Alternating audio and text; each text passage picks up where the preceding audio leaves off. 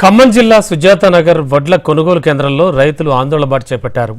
అకాల వర్షం, ముసురు వాతావరణం కారణంగా ఆరబెట్టిన ధాన్యంలో తేమ శాతం అధికమైంది.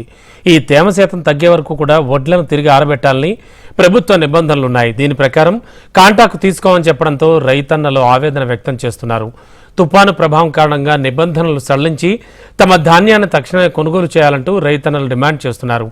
గత కొన్ని రోజులుగా తేమ శాతం నిబంధనల ప్రకారం కొన్ని రోజులుగా కొనుగోలు కేంద్రాల్లోనే వడ్లను ఆరబెట్టామని, తూకం వేయడానికి టోకెన్ కూడా తీసుకున్నామని, కానీ తుపాను ప్రభావంతో అకాల వర్షం, ముసురు వాతావరణం వల్ల మళ్లీ తేమ శాతం పెరిగిందన్నారు.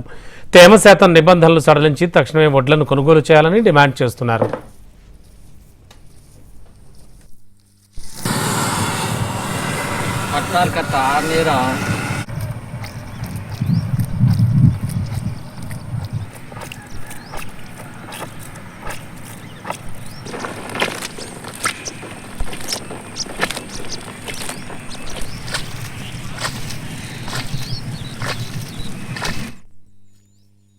తూర్పాలు కూడా మిషన్ కూడా దొరకట్లేదు.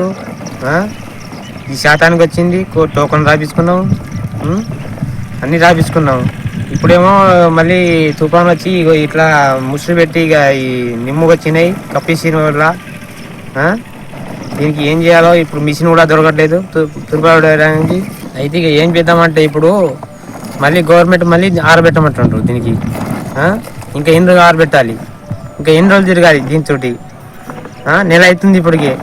మేము కోసి ఇక్కడ వచ్చేసరికి బాగా పట్టల కిరాయి అన్నిటికీ బాగా అవుతున్నాయి. దీనికి కొనుగోలు ఎట్లా చేస్తారు, ఎప్పుడు చేస్తారు? ఇంకా ఈ అన్ని రైతులకి న్యాయం చేయాలంటే ఈ ఒడ్లు మొత్తం శాతానికి వచ్చిన ఒడ్లు మొత్తం కాటా చేయాలని కోరుకుంటున్నాం. ఈ రైతులు మొత్తం అందరినీ ఆదుకోవాలని ప్రభుత్వం మొత్తం కోరుకొని